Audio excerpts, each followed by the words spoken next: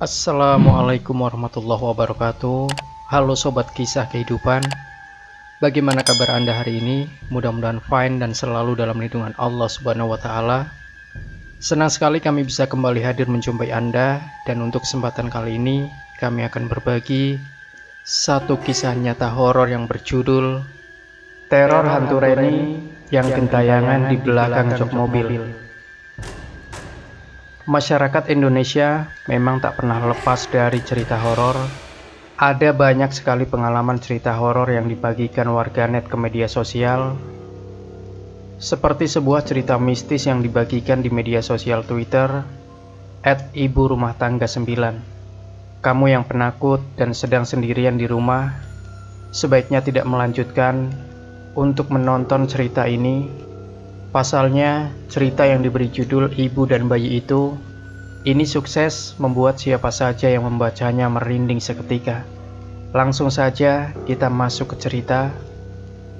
Kejadian bermula ketika seorang pria bernama Krishna yang bekerja sebagai sales di sebuah perusahaan rokok terbesar di Indonesia baru saja mendapatkan bonus dari kantornya. Ia mendapatkan bonus karena berhasil mencapai target yang telah ditetapkan perusahaan. Berhubung bonus itu terbilang lumayan, ia pun berencana untuk membeli sebuah mobil. Krishna saat ini tengah memiliki seorang istri yang sedang hamil muda. Karena ingin memanjakan istri yang memang hamil muda, ia pun membeli sebuah mobil dengan harga yang pas di kantong. Dirinya berencana untuk membeli sebuah mobil dengan kondisi bekas agar bisa lebih murah dan dapat dibayar dengan cash. Singkat cerita, Krishna menemukan mobil yang pas di hati dan budget, yakni mobil Grand Livina berwarna abu-abu. Krishna membeli mobil tersebut dari seorang bapak-bapak yang sedang membutuhkan uang. Karena dirasa cocok dan pas, akhirnya Krishna bersepakat dengan bapak tersebut. Awal mobil tersebut datang ke rumah pasangan baru menikah tersebut. Mereka berdua sangat senang sekali. Mereka jadi bisa leluasa pergi kemana saja dengan mobil sendiri tanpa memakai mobil kantor. Namun baru beberapa hari di rumah, mobil si Abu Monyet, panggilan kedua pasangan itu, selalu tercium bau amis. Ya, bau amis darah. Mereka selalu mencoba mencari-cari di sela-sela mobil untuk mengetahui sumber dari bau amis tersebut. Yang dilakukan justru ada binatang yang mati dan mengeluarkan darah. Tapi semua itu tak membuahkan hasil karena tak ada satupun binatang mati di sela-sela mobil. Bau amis darah itu semakin menyengat ketika sore menjelang malam hari. Krishna pun sering membawa si Abu Monyet ke tempat cuci mobil dan diminta untuk diberikan pewangi yang lebih banyak. Namun tetap saja bau amis itu masih tercium ketika sudah sampai di rumah. Selain itu, jika mereka sedang mengendarai mobil di malam hari, selalu saja terdengar suara tangisan bayi, meski suaranya samar-samar. Meski tak begitu jelas, suara tangisan bayi itu cukup mengganggu mereka. Hingga akhirnya, Krishna berencana membawa mobil itu ke paranormal atau ke orang yang tahu menyelesaikan permasalahan mobil itu. Karena menurutnya, ini bukanlah permasalahan yang biasa terjadi. Tapi karena kesibukan pekerjaan, akhirnya rencana ke paranormal itu selalu diundur-undur. Sampai pada kejadian suatu malam, Krishna harus pulang larut malam karena lembur di kantor sekitar pukul 1 dini hari. Sepanjang jalan pulang, ia terus mencium bau amis darah. Ketika jarak sampai ke rumah tinggal 3 km lagi, entah mengapa bulu kuduk Krishna terasa tegang. Sambil menyetir, Krishna membaca doa terus-menerus. Namun suara tangisan bayi itu muncul lagi. Terdengar lebih jelas dan keras dari sebelumnya. dan akhirnya ia pun mulai curiga ada yang tak beres. Karena merasa ada yang tak beres, ia terus mengecek kaca spion untuk memastikan keadaan. Ketika ketiga kalinya Krishna melihat ke kaca spion, ada sosok wanita sedang menggendong bayi di jok belakang mobilnya. Ia sempat bertatap-tatapan sesaat, hingga akhirnya Krishna harus menginjak rem mobilnya dengan mendadak.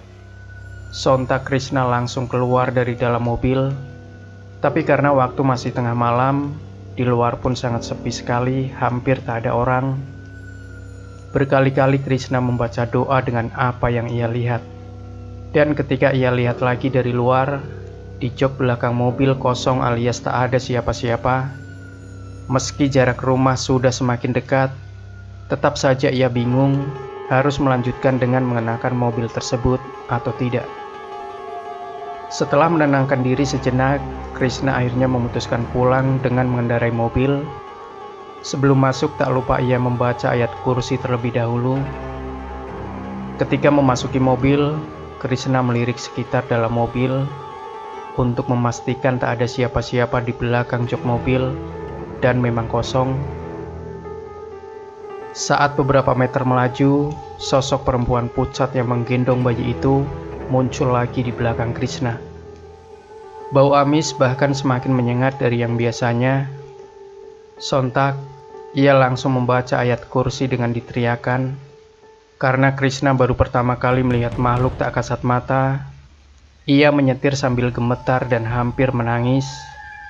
Keringat panas dingin keluar di sekujur tubuhnya.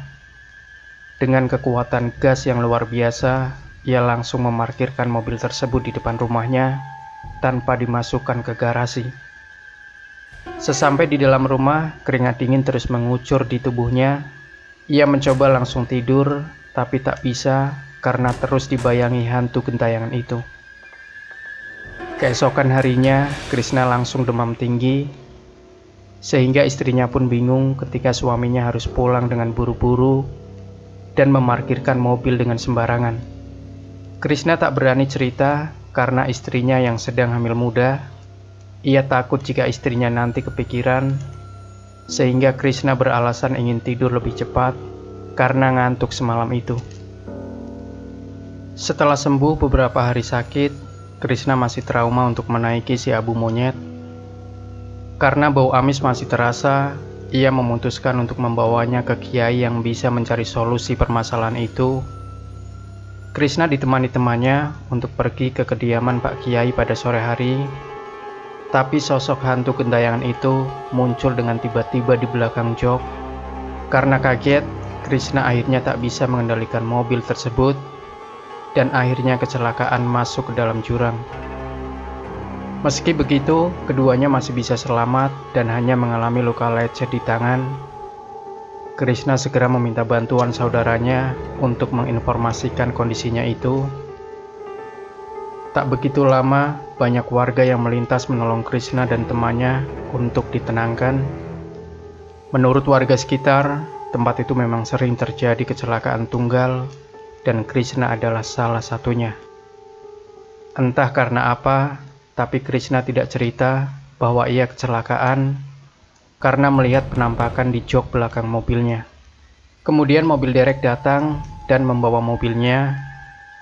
Krishna pun dijemput oleh saudaranya, dan selama di mobil, saudara membahas kenapa ia bisa kecelakaan di sana.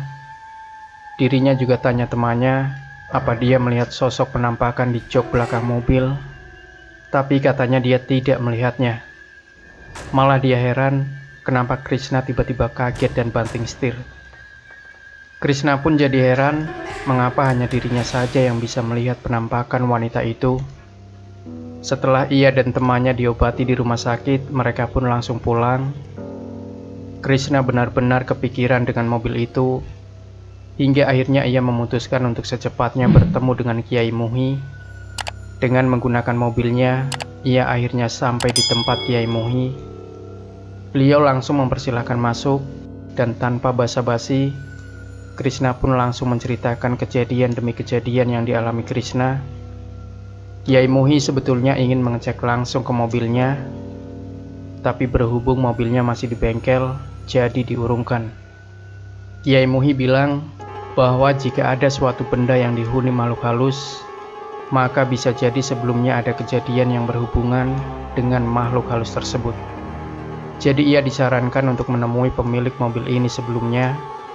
Sebelum pulang, mereka pun diberi beberapa botol air doa agar lebih tenang. Esok harinya sepulang Krishna dari kerja, ia pun langsung menemui pemilik mobil ini sebelumnya. Sebut saja namanya Pak Yahya. Dirinya mengutarakan maksud kedatangan dan menceritakan beberapa kejadian yang menimpa Krishna terkait mobil itu, dan Pak Yahya kaget. Selama beliau memakai mobil itu, beliau tidak pernah merasakan atau menemui keanehan, apalagi sampai melihat penampakan. Beliau juga tidak pernah berlaku dan berbuat sesuatu yang hal janggal terhadap mobilnya, sampai mobilnya dihuni makhluk halus tersebut. Karena tak menangkap kebohongan dari pernyataan Pak Yahya, Krishna jadi buntu. Kenapa mobil yang dibelinya ada penunggunya? Setelah ngobrol panjang lebar, akhirnya ia pun pamit, dan Pak Yahya memberikan saran kalau mobilnya harus diruat atau dibersihkan dari makhluk tak kasat mata. Seminggu setelah pertemuan dengan Pak Yahya, Krishna mendapat telepon dari orang bengkel. Katanya, karyawan bengkel di sana sering mendapati seorang wanita sedang duduk menggendong bayinya di jok belakang mobilnya. Mereka pada ketakutan dan baru sekarang ini mengalami kejadian seperti ini. Krishna pun langsung berkoordinasi dengan Pak Yahya agar proses ruat mobil ini dipercepat saja, karena ternyata makhluk ini mulai menampakkan dirinya pada siapa saja. Pak Yahya pun setuju. Beberapa hari setelah itu, mereka pun langsung datang ke bengkel, dan di sore hari, setelah bengkel tutup, mereka sudah meminta izin pada pemiliknya bahwa akan melakukan ruat pada mobil ini. Pak Yahya datang bersama seorang pria setengah baya memakai baju koko dan sorban. Beliau mengenalkan diri sebagai Pak Hadi yang akan melakukan ruatan itu. Mereka pun memulai acara ruat mobil ini. Di sana selain ada Krishna, Pak Yahya dan Pak Hadi, ada juga pemilik bengkel dan beberapa karyawannya. Mobil ini dimandikan dengan air yang katanya sudah didoakan. Semua bagian mobil, baik dalam dan luar, dipercikan air, dan Pak Hadi berdoa di dalam mobil. Ketika Pak Hadi sedang berdoa di dalam mobil, ada salah satu karyawan bengkel yang kesurupan. Dia langsung terjatuh begitu saja dan tiba-tiba berteriak, "Jangan usir kami! Jangan usir kami!" Sontak orang-orang yang ada di sana semuanya kaget dan takut. Pak Hadi langsung keluar dari mobil dan langsung memegang ubun-ubun orang yang kesurupan tadi. Beliau langsung bertanya, "Ini siapa?" "Saya Reni." "Kamu yang ada di dalam mobil ini?" "Iya," katanya sambil menangis. "Kenapa kamu tinggal di mobil?" "Karena saya meninggal di sana bersama bayi saya," jawabnya.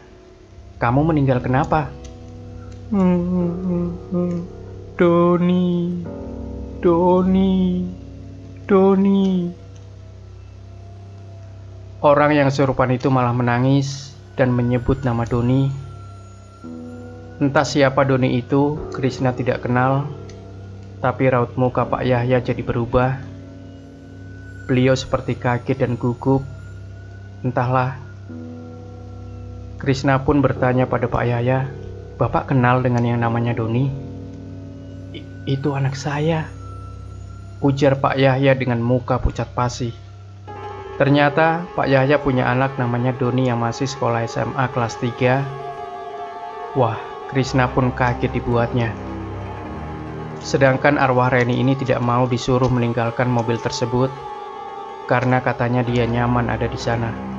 Dia malah menangis dan terus menangis. Pak Hadi yang berusaha untuk memindahkan arwahnya seperti kewalahan. Beliau terlihat capek sekali. Krishna dan Pak Yahya akhirnya mengambil keputusan untuk mencari tahu dari Doni. Mungkin Doni tahu sesuatu, seseorang yang bernama Reni. Akhirnya mereka sudahi ruat mobil ini. Ia langsung ikut Pak Yahya pulang ke rumah beliau untuk bertemu dengan Doni. Kebetulan Doni sedang ada di rumah, jadi mereka bisa langsung bertanya padanya.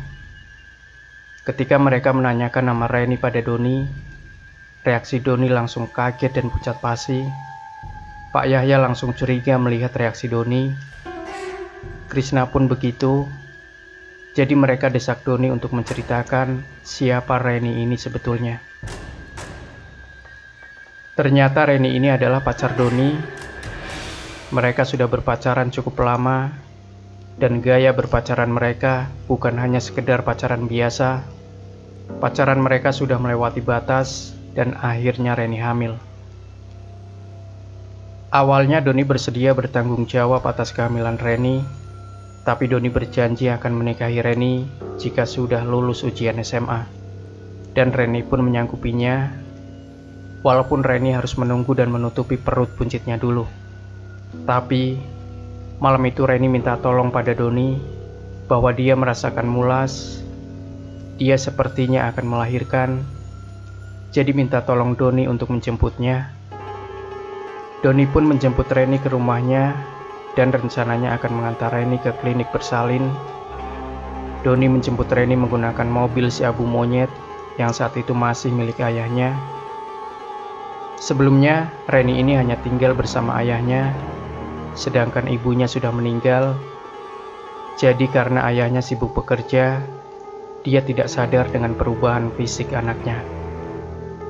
Reni pun sedemikian rupa menutupi kehamilannya selama di sekolah supaya tidak ada yang curiga. Selama di perjalanan menuju klinik, Reni merasakan sakit mulas di perutnya. Doni dan Reni pun panik. Mereka tidak tahu harus berbuat apa. Tapi tiba-tiba pikiran jahat berkelebat di pikiran Doni. Dia langsung membekap mulut Reni sampai Reni kehabisan napas. Reni pun meninggal saat itu juga, sedangkan bayinya waktu itu masih hidup. Bayinya laki-laki, namun karena setan sudah menguasai pikiran Doni, maka bayi tidak berdosa itu pun menjadi korban kebiadaban Doni. Karena takut perbuatannya diketahui oleh orang lain, maka Doni membuang jasad Reni di jurang di suatu tempat malam itu juga. Doni merasa perbuatannya aman-aman saja dan tidak ada yang mengetahuinya. Ketika mendengar cerita lengkap dari Doni anaknya, Pak Yahya langsung emosi dan memukul Doni. Dia langsung bersumpah bahwa Doni harus mempertanggungjawabkan perbuatannya. Saat itu Doni langsung sujud di kaki ayahnya. Doni mengaku salah dan hilaf. Krishna pun yang mendengarnya hanya bisa geleng-geleng kepala bahwa pergaulan anak muda zaman sekarang memang benar-benar sudah di luar batas. Mereka tidak memikirkan risiko atas perbuatan mereka. Pak Yahya pun mendesak Doni untuk menunjukkan di mana dia membuang jasad Reni. Keesokan harinya, setelah mereka laporan ke polsek terdekat dan ditemani beberapa anggota kepolisian dan langsung menuju jurang yang dimaksud oleh Doni. Ternyata jurang yang dimaksud Doni adalah jurang di mana tempat Krishna kecelakaan. Mungkin di kecelakaan Krishna kemarin, Reni ingin menunjukkan jasad dirinya padanya. Tapi waktu itu dia tidak melihat sekeliling. Ternyata jasad Reni ditemukan sudah membusuk saat itu juga, beserta jasad bayi yang dilahirkannya. Mereka ditemukan tertutup daun-daun kering di dasar jurang. Begitulah jika setan sudah merasuki jiwa seseorang. Untuk menutupi kesalahannya, dia melakukan kesalahan lain yang lebih fatal. Akhirnya Doni dipenjara untuk mempertanggungjawabkan perbuatannya. Sedangkan nasib mobil si Abu Monyet sampai saat ini masih dihuni oleh Reni. Sampai saat ini, jika Krishna sedang menyetir malam-malam, masih suka terdengar suara tangisan bayi di mobil itu, dan bau amis masih suka tercium. Cerita ini hanya Krishna yang tahu dan sengaja tidak memberitahu istrinya karena dia sangat penakut. Kejadian pembunuhan Reni terjadi seminggu sebelum mobil ini Krishna beli. Jadi mungkin wajar saja jika Pak Yahya tidak merasakan keganjilan seperti yang dia rasakan. Demikian sobat kisah kehidupan, Jangan lupa berikan komentar Anda, like, share video ini, subscribe channel Kisah Kehidupan, dan kembali nantikan kisah-kisah terbaru dari kami selanjutnya. Sampai jumpa. Wassalamualaikum warahmatullahi wabarakatuh.